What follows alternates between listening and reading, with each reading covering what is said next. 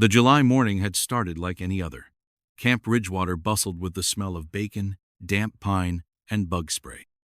8 boys between 10 and 13 stumbled out of their canvas tents, rubbing sleep from their eyes, already chattering about canoe races and archery badges. For Mark and Peter Caldwell, twin brothers who'd turned 12 the week before it was their first summer away from home, their first taste of independence, of fire circles, and whispered ghost stories beneath starlit trees. Their counselor, Jake, a sun-tanned college junior with a crooked smile and a clipboard full of responsibilities, ticked their names off the breakfast roll call with no sense of what would unfold by the end of the day. By nightfall, both boys would vanish without a trace. That was 20 years ago. Charlotte Caldwell still kept their bedroom exactly as they'd left it. Bunk beds with mismatched covers, posters of mid-2000 video games, and 2 beat-up duffel bags still packed with bug repellent and unopened comic books. Every July, without fail, she lit a candle in the window and slept on the bottom bunk. Her husband, Tom, had long since retreated into silence and bourbon, unable to carry the weight of loss. Most assumed they'd divorced, but in truth they'd become specters in their own home, bound not by love anymore, but by shared absence. The initial search had been massive. Local volunteers, bloodhounds, helicopters sweeping, dense Pacific Northwest canopy. The FBI took over on day 3. There were theories of runaways, abduction, even animal attack, but nothing concrete. The counselor had seen them at lunch. Their cabin mates remembered a vague plan about exploring the old logging trail. By 2:00 p.m., they were gone. Their shoes remained by their cots. Their trail mix, uneaten. A decade passed, then another. And with it, the collective memory of the town blurred. But Charlotte never stopped. Never let herself forget the feeling in her gut that it wasn't random, that someone had planned this, that someone they trusted had lied. Then came the phone call. Agent Mira Daniels of the FBI's Cold Case Task Force had a voice like frost cracking over a lake. Professional. Clipped. Mrs. Caldwell, we're reopening the Ridgewater file. Charlotte's breath caught. Why now? A hiker found something. In the woods behind the old maintenance shed, buried beneath layers of moss and root. A box. Inside, 2 wristwatches engraved with initials MC and PC, and a photo, undated, of the boys, standing in front of a cabin that wasn't on any official map. The box was wrapped in oilskin and sealed with electrical tape. Charlotte saw the photo when she arrived at the field office. The boy's hair was longer. Peter had a faint bruise on his cheek. And behind them, smiling with a hand on each of their shoulders, was a man she recognized. Camp Director Henry Langford. She hadn't seen him in years. He'd retired the summer after the disappearance, citing heart issues and family obligations. He'd given a tearful interview on the local news, calling the Caldwell twins' bright lights extinguished too soon. He had mailed Charlotte and Tom a handwritten letter, promising he'd do everything to assist the investigation. Then he vanished from public view. The FBI had interviewed him, of course. Everyone at the camp had been questioned, but no evidence connected him to the disappearance. No reason to suspect anything more than grief. That changed now. Agent Daniels explained the photo had a type of ink used only in certain disposable cameras manufactured in the late 2000s. The date placed it at least 2 years after the boys disappeared, which meant they were alive, or had been. Charlotte gripped the edges of the table. Where is he now? He bought a cabin in Montana, off-grid. We're getting a warrant. 3 days later, they found the cabin hidden among lodgepole pines, overgrown with ivy, windows boarded from the inside. The door was locked with rusted chains. The interior was worse. Empty cans, water-stained textbooks, drawings in colored pencil pinned to the wall, 2 boys holding hands, smiling under a crude sun. No bodies, but blood. DNA confirmed it was a match for Peter. The journals came next, found in a locked chest beneath the floorboards, written in alternating handwriting, one neat, deliberate, the other sloppy, with spelling mistakes and ink smudges. Peter had written about trying to escape. Mark described how Langford would reward obedience with sweets, punish disobedience with isolation. The last entry, dated August 12th, 2008, simply read, "He says we can go home now, but we have to forget." Charlotte read those pages in silence, tears carving new lines down her face. She knew then Langford hadn't just taken her sons, he'd broken them, or tried to. The photo, the watches, the journals left behind intentionally, a confession, a warning, or perhaps Langford knew his time was up. The arrest came at dawn. A SWAT team surrounded his rural property. Langford didn't resist. He looked older, sun-leathered and thinner, but his eyes were the same, cold, calculating. He refused to speak to the police and demanded a lawyer, but they didn't need a confession. The evidence was overwhelming. At trial, his defense tried to paint him as a misguided man mentally ill, lonely, convinced he was rescuing the boys from a dangerous world. The journals told a different story, one of control, manipulation, psychological torment. The jury deliberated for less than 4 hours. Guilty on all counts. Charlotte spoke at sentencing.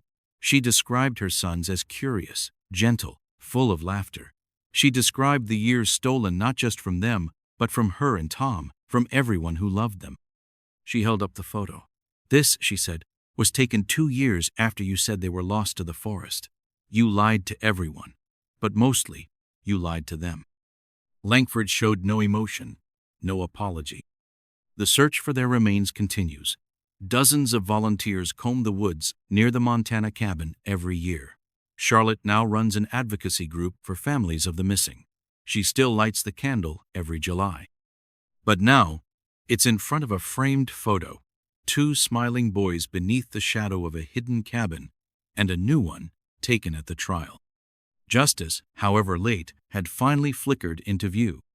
But closure, real closure, remains buried somewhere in those woods, just out of reach. And she will keep walking toward it, one step at a time. The morning sky over the pine-lined highway held the bruised light of a storm not yet broken. Rain hadn't fallen yet, but the weight of it pressed on the air, thick with silence and something unspoken. 20 years after the boys disappeared, Charlotte Graves still woke up in a house with 2 empty rooms. The camp photos still hung on the walls not because she couldn't let go, but because no one had told her what to hold on to instead. Somewhere, between grief and memory, was a terrible blank space. She lived inside it. That morning, she hadn't been expecting the knock at the door. It wasn't a holiday, wasn't an anniversary. Wasn't one of the days when a well-meaning reporter asked her if she had any new thoughts about that summer. She opened it with the casual weariness of a woman who expected to return to her coffee in a minute. The man standing there wasn't in uniform, but the badge came out quickly. FBI, Special Agent Mark Rourke. He looked like someone who knew how to apologize with his eyes before he said anything at all. "Mrs. Graves," he said, "I need to talk to you about Camp Wren Hollow." Her body did something it hadn't done in years. It froze mid-step like a startled animal, not from fear, but from sudden, impossible alertness. She let him in. Rourke's tone was soft, respectful. He wasn't here with false hope. That much was clear. He spoke like someone holding a match near soaked kindling, careful, knowing it wouldn't catch easily, but aware it could still burn down everything if it did. He told her the case had never truly been closed, that it had been buried in bureaucracy, mismanaged in the early years, written off unofficially as a likely animal attack or a runaway scenario gone tragically wrong. But the files had never gone away. They had simply gathered dust. Until 3 weeks ago. "What happened 3 weeks ago?" she asked, her voice sharp despite herself. "A hiker," he said. "Off-trail, deep into restricted forest territory, about 15 miles west of Wren Hollow. They weren't supposed to be there, but they took a drone, and the drone caught something." He reached into his leather satchel, pulled out a small tablet, turned it toward her. At first, the footage looked like what you'd expect. Dense trees, the drone's altitude barely clearing the canopy, a slow pan across terrain untouched by time. But then Rourke tapped to pause, rewound slightly, and zoomed. A clearing. No, Not quite. A structure. Overgrown. Wooden beams. Half of a roof collapsed in on itself, not the camp. Not any official outpost. Something hidden. Something not meant to be found. We traced coordinates. Ran historical overlays. That structure doesn't exist on any current maps. It's not affiliated with the old camp. It wasn't there in 1985, he said, but it was by the summer of 2003. Her mind raced. 2003. The year her son disappeared, along with Thomas and Ezra. The year everything stopped. Rourke continued. It looks hand-built, temporary but sturdy, likely used for off-grid shelter. Could have been someone squatting, or something else. Charlotte stared at the screen. She wasn't breathing. There's more, he said. We went in 2 days ago, quietly. We didn't want media. We didn't even want local PD. Not yet. What we found inside the structure, he paused. Mrs. Graves, we found personal effects, items consistent with reports from the original missing persons case, a sweatshirt with Camp Wren Hollow's logo, a shoe with a name written in permanent marker. Ezra's. Charlotte's hands clenched in her lap. She hadn't said her son's name out loud in over a year. He showed her photos, grainy but undeniable, a cracked Game Boy, batteries corroded, a flashlight, a small metal tin with a sticker half peeled, the kind counselors gave out for winning cabin contests. All left in dust, but not by accident. There was something about the way the items had been laid out, lined up on the shelf, as if arranged, as if memorialized, or as if preserved. Why now? She whispered. Why, after all this time, would anything come to light? Rourke's face hardened, his jaw tightening. Because someone forgot, he said. Or someone thought no one would ever come that deep into the woods again. We're working on the assumption this wasn't just a shelter. This was a site of interest, possibly a secondary location after the abduction.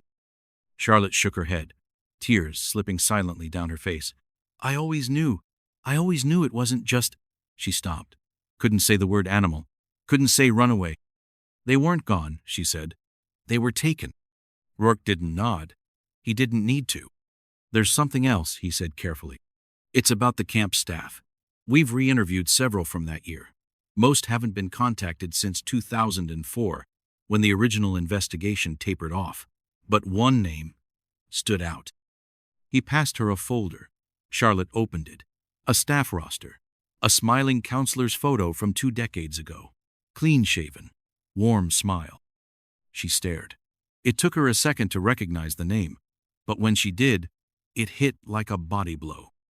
It was the man who spoke at the memorial, the man who hugged her, tears in his eyes, the one who said he'd looked everywhere, every trail, every cabin. Rourke leaned forward. His name is Kyle Bender.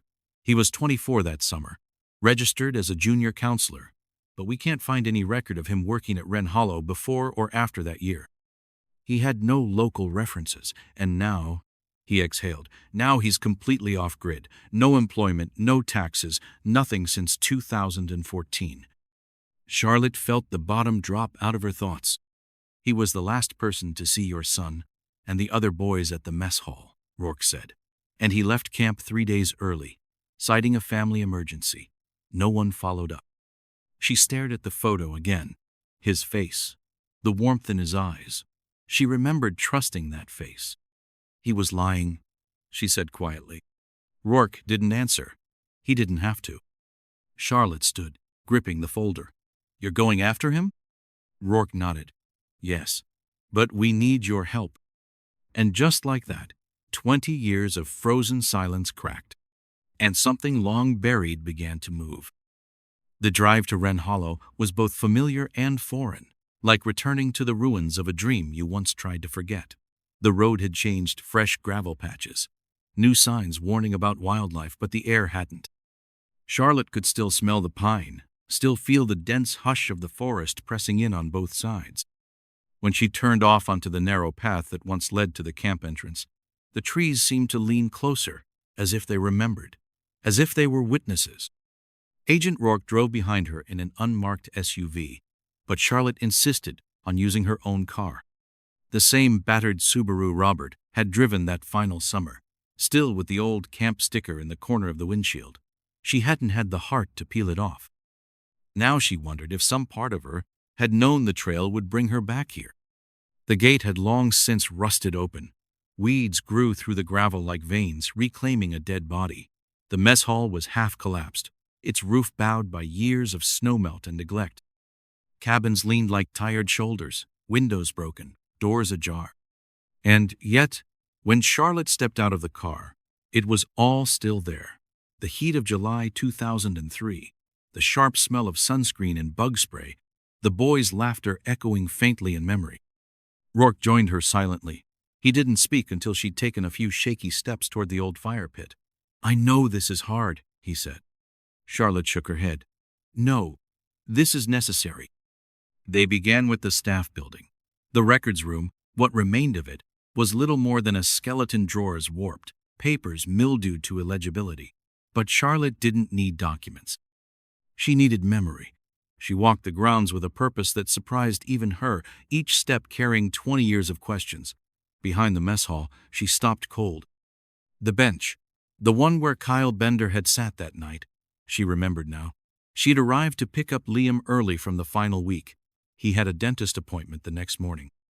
When she walked up, Kyle was sitting alone, watching the trail. He smiled at her. Warm. Sad. She'd thought it was end-of-camp exhaustion. But now she wondered, was he waiting to make sure she left? The timeline swirled behind her eyes. The boys had eaten dinner.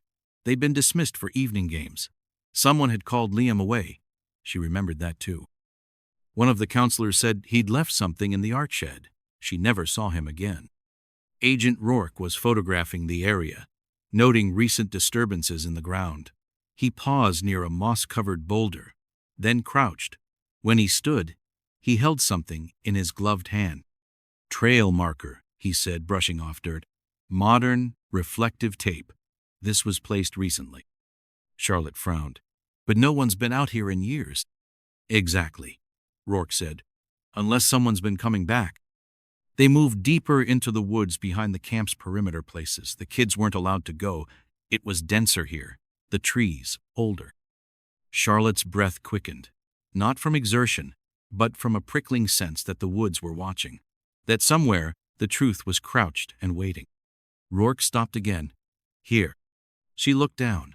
Faint indentations in the soil, masked by pine needles. Not fresh, but not ancient either.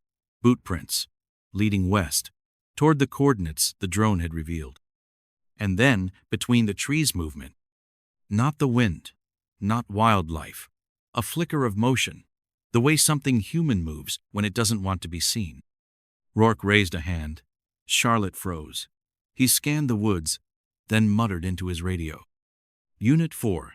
We have potential visual on-foot movement west-southwest, near grid marker 6. Deploy drones. Non-engagement protocol." Charlotte's pulse pounded in her ears. It was him. Rourke didn't ask who. They both knew. They waited. Nothing moved. But Charlotte could feel the weight of presence like breath on the back of her neck. Someone had been watching the camp, not just the site. Her. Later, back at the base cabin the FBI had quietly repurposed. Rourke unfurled a map. Red markers dotted the terrain. "He's coming back," he said. "Whoever used that shack. They've returned at least 6 times in the last 3 months. We've found cigarette butts, discarded packaging, and an old trail camera buried beneath leaves. We think he was monitoring the path." Charlotte stared at the map, at the web of red points that all spiraled back to one place. The site. She took a slow breath. "What happens now?" Rourke didn't answer right away. Instead, he tapped a spot on the map marked Cabin 7. 3 boys slept here, 1 bunk untouched, still made, as if someone left in the middle of the night and knew they weren't coming back. Charlotte's knees nearly buckled. "We're not just reopening the case," Rourke finally said. "We're planning an extraction." Charlotte's voice was almost inaudible. "Extraction?" "There's reason to believe he may have taken others." The air collapsed from the room. "Other children?" she whispered. "Possibly," Rourke said grimly. "We don't think he ever stopped." Charlotte sat heavily. The horror bloomed all over again, but this time with purpose, with direction. Rourke placed another photo on the table, grainy, zoomed from drone footage. A man, gray beard, hooded jacket, walking with a limp, face partially obscured. But Charlotte knew. She knew the way you know a shadow at the end of a hall, the way you know a bad dream is just a memory that got loose. It was Kyle. She remembered his voice, soft and patient, the way he'd offered to walk Liam back to his cabin that night, the way he'd reassured her it was all safe, that she could go. She remembered the last thing he said before she drove off into the dusk. "They'll be just fine." He had smiled, and now she saw it clearly. Not kindness. Control. "I want to help," Charlotte said. Rourke looked at her, surprised. "I want to be part of this," she continued, her voice trembling. "If you're going to bring him down, I want to be there." "Mrs. Graves." "No," she interrupted. "I've been waiting 20 years. I'm not watching from a distance." Rourke nodded once. Not approval, not permission, but acknowledgement. The storm outside had finally broken. Rain lashed the windows. But Charlotte was no longer the woman who waited in silence. She was the one who had nothing left to lose. Charlotte stood at the edge of the clearing, the wind lifting her hair and stinging her eyes with the first hints of a storm not yet on the horizon. The map was folded in her pocket, but she didn't need to look at it. The coordinates were burned into her memory now. Grid marker 6, a half-mile west of the abandoned camp, past the ravine and through a thicket of black pine that hadn't been there 20 years ago. But the trees weren't what stopped her. It was the quiet, that strange, unnatural quiet that settles in places where something awful once happened. Even the birds avoided it. Behind her, Rourke and the tactical team waited for the green light. They'd moved in quietly under cover of dusk, their radios on silent, their footsteps measured like surgeons in a war zone. Every member of the team had studied the drone footage from 3 nights earlier, the one that showed the man with the limp carrying a bundle wrapped in blue canvas through the woods. They hadn't been able to confirm what the bundle was, but Charlotte already knew. This place had a rhythm, and she remembered it without trying. The crunch of dried pine needles underfoot, the creak of branches at nightfall, the soft lapping of water from the pond near the North Trail. All of it woven into her muscle memory, like the melody of a song she wished she could forget. As the wind shifted, something carried on it, a faint metallic tang, sharp and cold. Blood, maybe. Or rust. She wasn't sure which would be worse. Rourke approached, his voice low. "We've got a heat signature moving inside the shack. Just one, likely male, around 6 feet. Same profile as the man from the drone." Charlotte nodded, her throat too tight to speak. Rourke gave a hand signal, and the team moved forward, weapons drawn but held low. No sirens, no warnings. They weren't here to scare. They were here to end it. The shack wasn't on any official camp maps. It had been hidden, built long after the camp was shuttered. Made from scavenged wood and reinforced with corrugated metal, it squatted beneath the trees like an infection. Rourke held up his fist, and the team froze. They were 20 feet out now. The door was cracked. Light glowed from within, and then a voice, low, ragged, singing. Charlotte's knees nearly gave out. It was a lullaby. The same one Liam used to hum to himself at night when he couldn't sleep. The one she'd sung to him since he was a baby. It came from inside the shack. The next moments happened in flashes. Rourke kicked the door in. The team stormed in with precision. And Charlotte moved before anyone could stop her, her feet finding the path before her mind could catch up. Inside the shack, time slowed. The man turned, startled. His face was gaunt, his beard matted with gray, but the eyes were the same, that gentle, empty blue. The kind you only see in someone who's convinced himself he's the good guy in the story. Kyle Bender.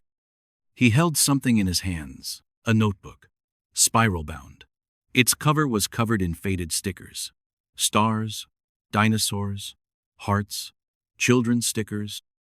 And in the far corner of the room, a cot, a small one, with restraints. There was no child. just the memory of one. Rourke pushed Kyle to the floor. The man didn't resist. He just looked at Charlotte and smiled like it was a reunion. Liam asked about you, Kyle said softly. Every day. Charlotte's vision swam. Where is he? She whispered. Kyle blinked slowly. Gone. Long ago. I tried to keep him, I really did, but he missed you too much. Rourke began reading Kyle his rights. Another agent bagged the notebook. A third opened the trunk in the corner and froze. Sir, he called, you need to see this. Charlotte turned before they could stop her. Inside the trunk were rows of labeled folders, names, photos, notes, dozens of them, children, all with timestamps, some old, some recent. Dear God, one of the agents muttered. Kyle looked proud. They all needed someone, he said. The world forgot them, but I didn't. I gave them order, discipline, love. Charlotte lunged. It took 2 agents to hold her back. You took my son, she screamed. You took them all. Kyle didn't flinch. They were better with me. As he was escorted out, Charlotte stayed behind. Her breath came in short gasps, her eyes scanning the horror catalog Kyle had created. And then she saw it. Folder 3, Liam Graves. She pulled it out with trembling hands. Inside were photos she'd never seen. Liam at camp, Liam sleeping in his bunk, a shot from behind of him walking, unaware he was being watched. Beneath the photos, pages of handwritten notes. July 6. Resists lights out. Requires firmer tone. July 8. Still fixated on mother. Requests. Phone call. Denied. July 10. Withdrawing. Not eating. Sang the song again. Misses her. Can't break him yet. Each sentence tore something from her. The last entry was dated July 14. Refuses to speak. Will not comply. Says he wants to go home. Says she will come. Says she'll find him. Can't allow that. That was the night he disappeared. That was the night Kyle made the choice to end Liam's life. Charlotte stood frozen, the page shaking in her grip. She'd hoped God help her, but some part of her had still hoped he might be alive. But now, hope was ash.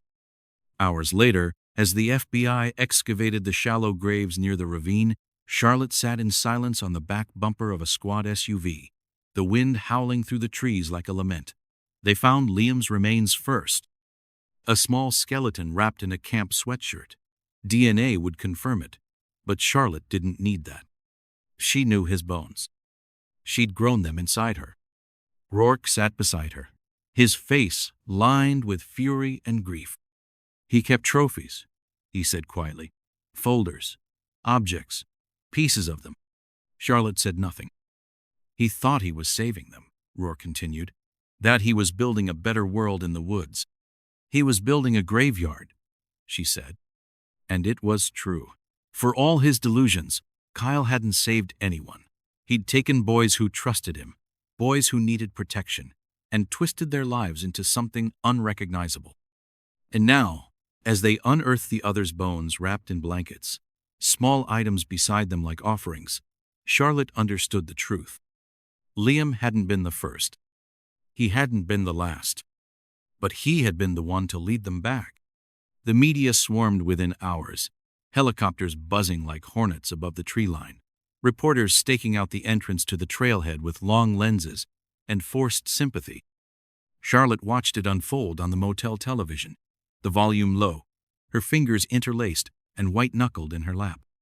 Every headline reduced Liam to a headline, a statistic, a ghost in a story that now belonged to the public. But they didn't know him. Not the way she did. Not the boy who laughed with his whole chest, who drew volcanoes with glitter pens and believed frogs had names. They didn't know the way his voice cracked when he tried to sing, or how he always looked back over his shoulder on hikes to make sure she was keeping up. The world wanted a mystery solved, a villain captured. But Charlotte, she just wanted her son. She sat in silence while Detective Rourke made a statement in front of the county building, cameras flashing, as he confirmed remains had been identified and arrests made. He didn't say Kyle's name. Didn't have to. The monster had a face now, one that had smiled in church photos and shook hands at parent-teacher conferences. "Let's talk about what justice looks like," he'd said the night before, when Charlotte asked if it would ever be enough. "I don't know," she'd replied. "Does it bring back the time he lost? Or the years I spent searching for someone already gone?" Justice, Rourke had said, was a word people used when they couldn't say resurrection. Now, in the motel room with its overstarched sheets and flickering lamp, Charlotte watched as Kyle was loaded into a transport van, his expression unreadable, his hands shackled. Reporters shouted questions. One woman asked if he had anything to say to the families. He didn't even look up. The television crackled with static. Charlotte turned it off. Outside, it began to rain. 2 days passed, then 3. Interviews, paperwork, evidence logs. She answered the same questions over and over, the words growing thinner each time. Did she remember anyone suspicious at the camp? Did Liam ever mention being watched? Did he show signs of distress in the days leading up to the disappearance? All of it felt like dissecting a wound that had never closed. On the 4th day, the FBI gave her a key. It was small, brass, and wrapped in a plastic evidence bag. They found it under Kyle's cot, taped to the bottom of a drawer, a storage unit number etched into the metal. In Tacoma, he kept things, Rourke said. Not just files, personal items. We think it might contain more. You don't have to go. But she did. Charlotte made the drive alone, the highway ribboning through fog and evergreen. Each mile felt heavier than the last. When she reached the industrial complex, the sky was still bruised with dawn. Rows of identical units stretched before her like mausoleums, their metal doors rusted and padlocked. Unit 42. She paused outside it. The key turned with a reluctant click. Inside, the air was stale with mold and dust. The light bulb overhead flickered when she pulled the chain. Then there it was. Rows of shelves. Neat. Labeled. Dozens of boxes, plastic bins, cabinets. Charlotte stepped inside. The first bin held shoes, small ones, scuffed sneakers, worn sandals, muddy boots with initials written in Sharpie on the heels. She recognized none of them. Each pair had a tag attached. Found near site. Confiscated during night walk. Belonged to NT, age 9. The next bin held drawings. Childlike sketches in crayon and pencil. Trees, suns, stars, but also cages, eyes, hands reaching through bars. Charlotte's stomach twisted. A clipboard rested nearby, the handwriting unmistakable. Kyle's tidy print, cataloging everything like a museum curator of trauma. He'd turned suffering into order, into control. And then she saw the binder. Worn leather, tucked in the back behind a stack of VHS tapes labeled Behavioral Archive. She pulled it free and opened the cover. Inside, Liam's face stared up at her. A photograph, taken sometime that first week at camp. His smile uncertain, his shirt slightly too big, hair still damp from the lake. Paper-clipped beneath it were pages of notes, but these were different from the others. Personal, reflective, a diary of sorts. Knew right away he was different, one entry read. Not weak resistant, smart, too smart. Watched everything, kept waiting for me to slip. Another, tried the food strategy. No effect. Isolation made him stronger, not weaker. He sang to himself. Same song every night. Her song. The bond is deeper than I've seen before. And then, he asked me why. Not angrily, just calmly, as if trying to understand. I told him the world didn't care about boys like him. He said, "My mom does." Charlotte fell to her knees.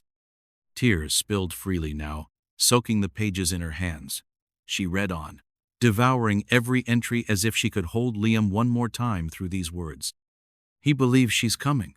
Still, even now, he believes she'll find him. It's almost beautiful. The final entry was dated July 14, 2003. She's getting too close. I saw her on the trail today. Couldn't risk exposure. He wouldn't stop calling for her, whispering her name. Couldn't break him. Had to end it. Charlotte closed the binder slowly. Her pulse was ice. He hadn't disappeared. He'd been silenced. Because love made him unbreakable. She rose slowly, holding the binder to her chest like it was his heartbeat. She didn't take anything else. The evidence team would come later. The unit would be sealed, processed. But what mattered most was that her son had never given up on her. And she hadn't given up on him. When she walked back into the daylight, the storm had passed. The clouds were breaking. The air smelled clean, almost sweet. In her hand was the proof. Liam had resisted the monster, and the monster had lost. Charlotte didn't speak as she drove back to the motel. She couldn't. The world outside her windshield looked like the same trees swaying in rhythm with the wind. Mountains etched against the sky, but something in her had shifted. What had lived under her ribs for 20 years? Grief, yes, but also a question so sharp it nearly became faith had changed shape. The proof was still in the passenger seat, the binder. Liam's voice, locked inside another man's madness. His words, fragile and clear and stubborn, refusing to disappear even when his body had. That night, she didn't sleep. She sat at the table beneath the motel's humming light, the binder open in front of her, Liam's photo tucked beside her coffee cup like a talisman. Outside, the wind changed direction. She thought of the other parents, the other shoes, other names. The world had mourned the mystery, but Charlotte knew now it had never really wanted the truth, just a shape to fit the silence. At 4:17 a.m., her phone buzzed. Rourke. "They've confirmed all 3 accomplices," he said, voice gravel, thick with exhaustion. 2 men worked at the camp in 2002 and 2003. The third? A former counselor who went on to work for an education nonprofit. All 3 of them knew, helped cover it up. We're bringing them in now. She closed her eyes. There's more, he added. In the tapes, Kyle. He recorded everything, every session, every disappearance. He documented them like lab specimens. We've identified 7 confirmed victims. 4 more probable. We're going through it all. And Liam? She asked quietly. What happened to my son, Marcus? He hesitated. That pause told her everything. When he finally spoke, his voice was careful. Too careful. We found what we believed to be his remains. They were buried shallow, near the perimeter of the original camp footprint, under a false fire pit. He wasn't moved far, just hidden well. She said nothing. There was no language left for that kind of ache, only breath, and the sound of coffee cooling beside her untouched. We also found his bracelet, Rourke continued, the one you described, woven paracord blue and green, still intact. We're sending it to you. Charlotte stared at the motel carpet. A child's bracelet, still whole. When the box arrived 2 days later, she didn't open it at first. She simply placed it on the bed, sat beside it, stared. The cardboard seemed to breathe beside her, a pulse, a heartbeat. She touched the edge once, then pulled her hand away as if it were too hot. Later that evening, she finally peeled back the tape. Inside, resting on a bed of white tissue paper, was the bracelet, small, faded, but unmistakably Liam's. The knots were exactly as she remembered them, the pattern he'd copied from a book on camping knots, insisting on doing it himself, even though his fingers were still clumsy at 8. He'd tied it around his wrist the night before camp started. I'll wear it the whole time, he'd said. So even if I get lost, you'll know I'm still me. Charlotte's hands trembled. She slipped it over her wrist. It fit. The following week, the DA filed official charges against Kyle Marin and his co-conspirators. 11 counts of first-degree murder. Multiple counts of obstruction, unlawful imprisonment, and conspiracy. The press swarmed again. Satellite trucks lined the courthouse. The prosecutor gave solemn interviews about long-overdue accountability. Kyle pled not guilty. But in court, he barely spoke. He sat behind glass, thinner than he'd been in the tapes, his hands folded, his face unreadable, not triumphant, not remorseful, just absent, like a man watching his reflection fade from a mirror. Charlotte sat in the gallery. She didn't testify. She didn't need to. Her presence was its own indictment. When Kyle's lawyer attempted to argue diminished capacity due to mental illness, the tapes refuted it. The entries in the binder showed a man who knew exactly what he was doing, who chronicled harm like achievement. The jury deliberated for 3 hours. Guilty. Life sentence without parole. Charlotte didn't cry in the courtroom. Not until later. Not until she stood in front of the camp ruins. They let her go alone. The grounds were sealed off now, the crime scene still under evaluation, but Detective Rourke made a call. She walked through what had once been the mess hall. The kitchen was rubble. The bunks collapsed. A sapling had pushed through the floor of the cabin where Liam had slept. She found the fire pit last, the one Kyle had built. She stood over it, the earth still raw where they'd excavated. She knelt there, not to pray, but simply to be still, to give the wind and the trees space to remember what they'd witnessed. The wind shifted again, this time gentle. She felt it brush against her wrist. The bracelet. Still there. Still holding.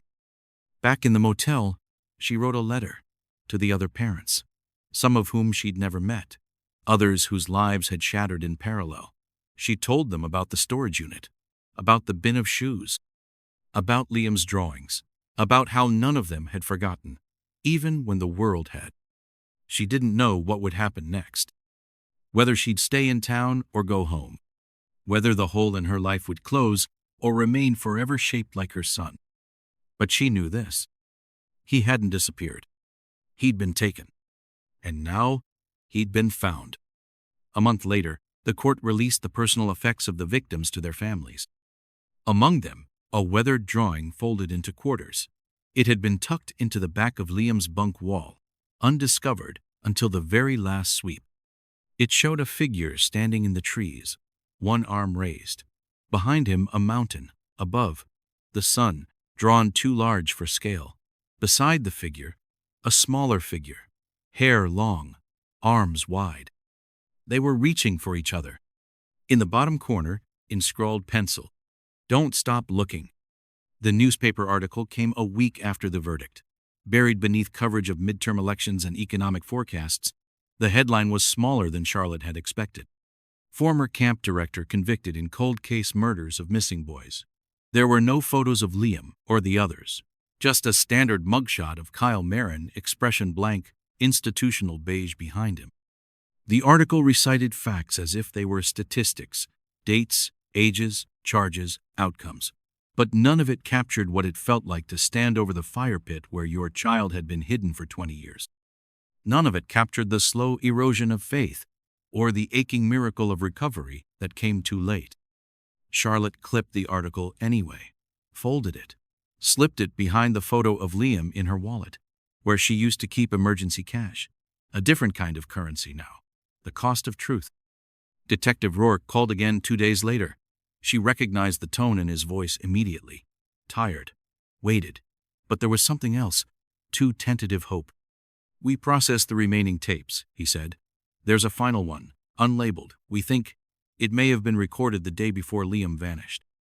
Charlotte said nothing, just nodded, as if he could hear it through the line. "It's different from the others.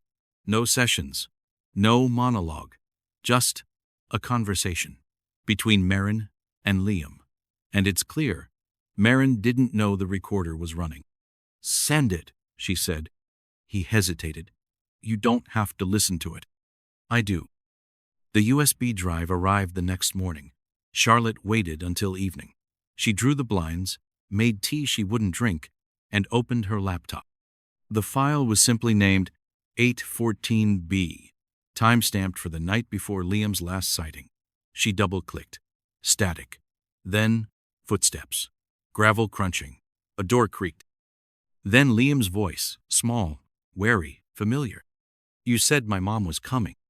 Marin's voice was distant, muted, like he was distracted. "She'll be here. Soon. You know how far away she lives." "She lives 10 minutes away." A pause. "She's not coming, is she?" Another pause. Then the sound of a chair scraping. A sigh. "You're a smart kid, Liam. Smarter than most of the others. That's why I picked you." Charlotte's hands clenched around the mug. "I want to go home," Liam said quietly. "You are home. You just don't see it yet." "What about the others?" "Danny said you told him the same thing." "Danny lied. That's what Danny does." "You're lying now." Another long silence. "You know what I think, Liam? I think you're scared. And I think that fear is making you forget how special this is, what we're building here." A rustle. Maybe Liam, turning away. "Go to hell." Then something unexpected. Marin laughed. Not angrily, not cruelly, almost fondly. "Maybe one day you'll understand." The file cut out. No screaming, no chaos. Just the quiet dread of a child understanding something monstrous before the world does. Charlotte closed her laptop slowly. Her hands were trembling again, but differently this time. Not with grief, with clarity. That file was enough. Enough for the state to confirm coercion, pattern, premeditation. Enough for closure if such a thing could even exist. But Charlotte knew something the state didn't. Liam never begged, never pleaded. He saw through Marin, and he resisted. Even at the end, she played the file again, just once.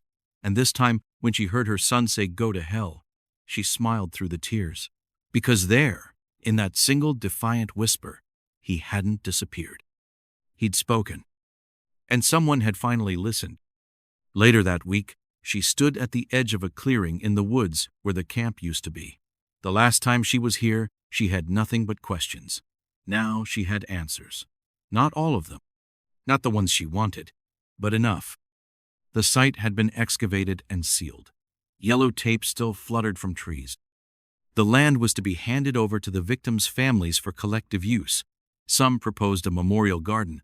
Others wanted a scholarship fund named after the boys. Charlotte didn't know what she wanted yet. Only that the ground felt different beneath her feet now. No longer haunted. Just. Still. She crouched and placed something in the grass. A laminated copy of Liam's final drawing. The one with the two figures reaching for each other. She pressed it into the earth gently, as if tucking him in. Then she turned and walked away. That night, she slept for 7 hours. The first time in 2 decades. The next morning, she woke to a message from one of the other parents. Ruth Delaney, her son Joshua, had vanished the same year as Liam. She had remained in town, started a foundation, tried to keep attention on the case even as the world moved on. Ruth's message was short. "We're holding a gathering, candlelight, for all of them. You don't have to come, but you'd be welcome if you do." Charlotte stared at the message for a long time, then typed one word. "Yes." The gathering took place in the town square. Just as the sun was setting, dozens of people came. Not just the families, but teachers, neighbors, retired officers, even former campers now grown. No media, just quiet grief, finally allowed to exhale. Charlotte stood beside Ruth. They didn't speak at first, just watched the candles flicker. Some had names scrawled in Sharpie, others were blank. There was a small board listing the boys' names. Those confirmed, those still unconfirmed. 11 names, 11 flames. Charlotte's candle was the last to be lit. She held it steady, let the wax drip onto her hand, didn't flinch. Beside her, someone began to hum softly, a lullaby, the kind sung around campfires once upon a time. Others joined. The melody grew, not cheerful, not sorrowful, just real. A sound that filled the space where silence had lived for too long. When it ended, Ruth reached for Charlotte's hand. "We're still here," she whispered. Charlotte nodded. "We always were." Charlotte stayed after most had gone. The candles were down to stubs, their light barely perceptible in the dark. Someone had left a folded blanket on the bench near the board of names, a quiet gesture of comfort for anyone who needed to sit and stay a little longer. She did. The square was quiet now. The hum of the earlier voices faded into the ambient night.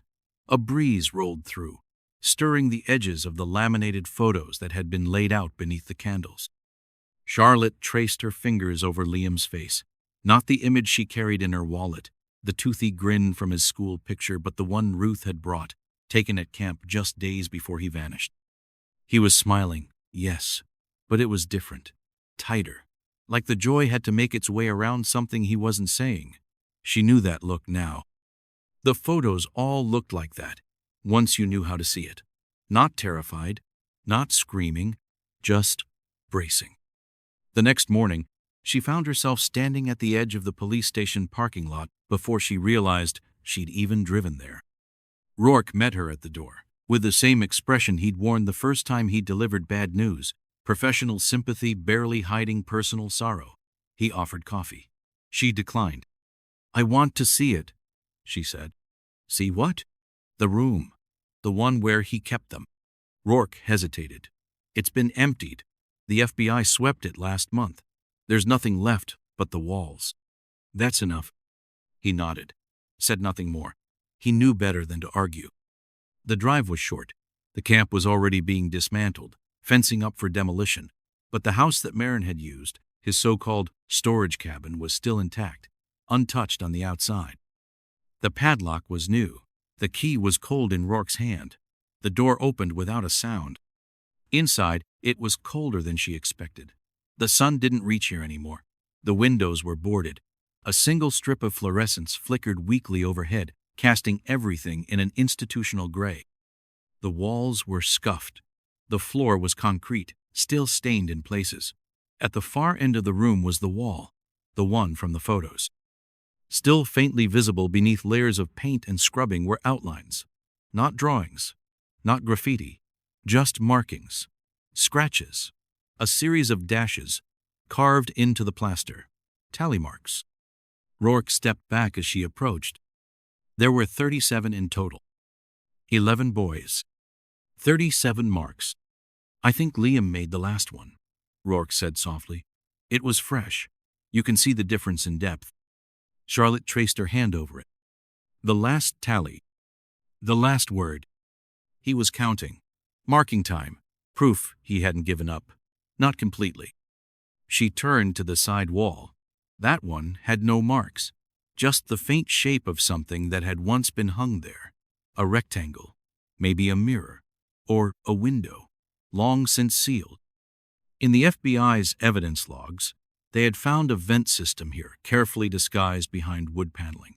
It had been connected to the outside, but stuffed with foam and fabric to muffle sound. He'd let them breathe, but not be heard.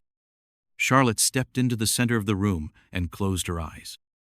She imagined him here, alone, sitting cross-legged on the concrete floor, drawing on the back of a discarded cereal box, counting marks, listening for footsteps, and still, somehow, choosing defiance over despair. When she opened her eyes again, Rourke was standing by the door, watching her quietly, his badge clipped neatly to his belt, his hands folded in front of him. "They're naming the task force after him," he said. "The new cold case unit. It'll be under DOJ, but we're helping with the structure. They're calling it Project Liam." Charlotte didn't speak, couldn't. The files he helped us uncover, he kept them. Every intake form, every emergency contact card, every note about troublesome behavior. We're finding connections now. Other camps, other kids, other states. Marin wasn't working alone. We're just getting started. He paused. "I thought you should know." She nodded, slowly. Later that day, she sat at the dining room table with the box of Liam's things. The counselor's logbook was there, the one Marin had forged. It read like a performance. Clean, scripted, too perfect. Until the last page, a torn corner, dated the night before Liam vanished. Boy increasingly resistant, refused session, needs corrective separation. The words felt clinical, cold. Corrective separation. Charlotte tore the page out, then the one before it, then the one after. She kept tearing until only the binding remained. She placed the ruined logbook into the fire pit in the backyard, lit a match. Let it burn. The next morning, she called Ruth. "Let's start the garden," she said. Ruth didn't hesitate. "I've already drawn plans." They met at the site later that week, blueprints and stakes in hand. Other families joined, volunteers. landscapers who'd lost children of their own in unrelated tragedies. Everyone brought something. Stones, seeds, labor, stories. The land was cleared, soil turned, paths outlined. In the center, they placed a tree. Not a plaque, not a statue, just a tree. Tall, strong, still young enough to bend in the wind. Charlotte pressed her palm to its bark. It was smooth, solid, and very, very alive. That night, she slept with the window open. Wind moved through the trees outside, soft, gentle. For the first time, it didn't sound like a ghost. The media came in waves, first local, then national, then the ones who came with teams, lights, and big questions no one was ready to answer.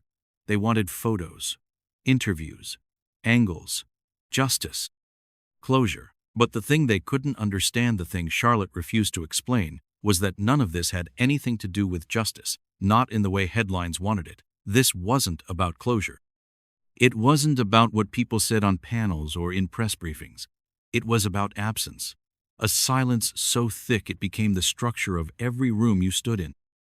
Liam was gone, and no number of breaking news segments could reverse that. So when the producers called Netflix, Apple, a documentary crew from Norway, Charlotte declined. Polite, but firm. No, she wasn't available. No, she didn't want to go on camera. Yes, she appreciated their interest. But no. No again.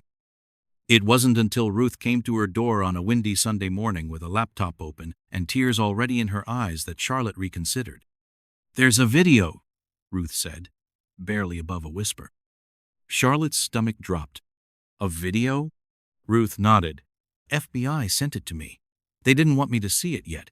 Said it was evidence. But one of the agents we talked to a lot during the search said she thought I had the right to know." Charlotte stepped aside, let Ruth in, and sat with her at the kitchen table. The laptop screen glowed in the gray morning light. Ruth hit play. It was grainy. A still camera, set high in a corner, like something from a dated security system. The timestamp had been blurred, but the room was unmistakable. The one Charlotte had stood in only days before. The concrete floor, the far wall with tally marks, a cot in the corner. And sitting cross-legged on that cot, barely visible in the weak light, was her son. Liam. He was thinner than she remembered, his hair longer, but unmistakable. His posture was rigid, alert, not curled into fear, not broken. The sound was faint, but there was a voice. Not Liam's. It was Marin's. He was out of frame, speaking calmly, deliberate, like he was reading from a script written just for this purpose. "You're doing well," the voice said. "They're all very proud of you. The others look up to you." Liam said nothing. "You've earned privileges," the voice continued. "You can choose your cereal tomorrow. That's progress." Still, Liam didn't answer. "You should respond," the voice coaxed, with a gentleness that made Charlotte's blood turn cold. "Don't be ungrateful. Ungrateful children lose their privileges." Finally, Liam looked up at the camera, just for a moment. Then he lifted his hand, slowly, deliberately. He extended his middle finger, directly at the lens. Ruth sobbed. Charlotte covered her mouth. The video cut out. That was it. 10 seconds of resistance. 10 seconds of defiance. Charlotte replayed it 4 times before closing the lid of the laptop. "He never gave up," she said quietly. "No," Ruth agreed, wiping her face. "He didn't." The days moved in an awkward rhythm after that, like time had snapped but was still trying to walk forward in crooked steps. The garden grew. The investigation widened. And slowly, very slowly, new names emerged. Kids who had attended similar camps. Different states, different names on the signs. But the pattern was there. A financial shell beneath each program. A rotating set of staff with loosely verified credentials. All with ties loose, but traceable to Marin's web of nonprofit corporations and religious-sounding LLCs. He hadn't worked alone. He'd simply been the local face of something much wider. And now, because Liam had resisted, because Marin's records had been uncovered, they were unraveling it. Charlotte met with the DOJ liaison in a government office that smelled like old carpet and coffee. "You understand," he said carefully. "This will take years. What Marin built, it's layered. International. We're looking at possible trafficking, fraud, and psychological experimentation. This goes well beyond one man." Charlotte nodded. She wasn't surprised anymore. "And Liam?" she asked. The liaison looked down at his notes. "His resistance might be what cracked this open. He left things behind. Marks. Notes. He sabotaged some of Marin's storage drives. We're still recovering the data. But it's clear he was working against him from the inside. Quietly. Strategically." He paused. "I don't think he knew we'd ever find it. But he did it anyway." Charlotte left the meeting with a folder sealed, labeled confidential, but the contents were hers. Pages of Liam's handwriting. Scans of the coded notes he'd hidden beneath floorboards and taped behind panels. Notes written in invisible ink lemon juice, according to forensic techs. Notes like, 11 boys, 2 gone, rest here, no sunlight. Recordings played on loop, not real time. And finally, "Do not believe him. We are not wrong. We are real." She kept the folder beneath her pillow for weeks. At night, she dreamed of flashlights cutting through fog, of boys running not from something, but towards someone who believed them. Her phone buzzed on a Wednesday morning. Ruth again, this time with a news article. Charleston authorities raid campsite linked to child abuse network. Another camp, another circle broken. Beneath the headline was a quote from a DOJ official. "A brave child made sure the story was documented. Because of him, we are finally listening." Charlotte sat on her porch for a long time after that, watching the wind move through the branches, listening to the silence. And this time, it didn't feel like absence. It felt like promise. The funeral wasn't televised. Charlotte didn't invite press. She chose the lake instead, quiet, shaded, impossible to photograph from the road, a place Liam had loved, a place that had once echoed with the joy of childhood, and now, finally, could be reclaimed from sorrow. There was no priest, no podium, no scripted eulogy, just people, real ones. Ruth, eyes rimmed with red but steady. Marcus, the quiet sheriff who had stayed long after the headlines moved on. Neighbors, parents of other missing boys who now knew what their hearts had already guessed. Some brought flowers, others just their silence. Charlotte brought the one thing that had never left her, Liam's bracelet. The braided cord, still frayed, still stained with years of hope and grief and waiting. She held it in her hand as she spoke not to them, but to the trees, to the wind, to Liam. "You didn't disappear," she said quietly. "You weren't lost. You weren't broken. You fought. You left breadcrumbs. You made them look." No one clapped. No one cried out. But she could feel it. The release. Like something inside her had been bound for years and was finally beginning to loosen. They scattered petals into the water. The surface rippled, caught sunlight, returned nothing but stillness. That was enough. Later that night, alone, Charlotte went through the last of the evidence folder. There was a photo found tucked behind an HVAC panel in Marin's private quarters. A Polaroid, faded but clear. 11 boys standing in a line, smiling in the way kids do when they're told to, hands at their sides. Behind them, Marin, one hand resting on Liam's shoulder. Charlotte stared at it for a long time, not because of what it showed, but because of what it didn't. The photo was labeled, "Names on the back." 9 matched names in official records, 2 did not, and 1 was circled in red ink. "Colt, keep separate." Charlotte circled the word with her thumb. Who was Colt? That night she called Ruth. The photo had been sent to her as well. "I saw it," Ruth said. "I've never heard that name." "Neither have I," Charlotte whispered. "But Marin separated him, which means he may still be out there," Ruth finished. Charlotte didn't sleep that night. The next morning, she drove to the FBI office unannounced, photo in hand. "This name," she said to the intake agent, "you missed something." She waited for hours while they checked, verified, cross-referenced the boys on file with camp rosters, guardians, school records, medical histories. There were gaps. Of course there were. But something about the name Colt. It hadn't been in any of Marin's digital archives. No intake forms, no letters, no contact logs. But there was one thing buried in a spreadsheet Marin had encrypted with military-grade algorithms. One line. Colt. Age, 11. No guardian listed. Status, transitional. Charlotte's breath caught. She sat across from a young analyst whose face had gone pale. What does transitional mean? The analyst didn't answer at first.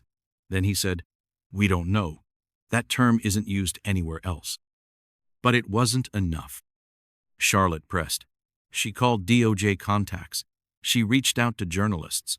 She became the thing she'd never wanted to be. Relentless, driven, a mother not just grieving, but transformed. And then, weeks later, a call. It came from northern Idaho. A ranger. They'd been clearing an old trail near a decommissioned fire lookout when they found a cabin.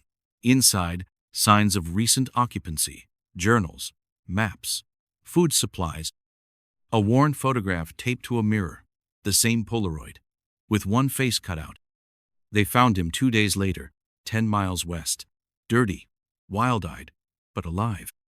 Colt. He didn't speak at first, wouldn't eat, flinched at every door, hinge, and creak, but over time, he began to write. The journals painted a picture more terrifying than anyone imagined. Marin hadn't acted alone, but he had acted uniquely.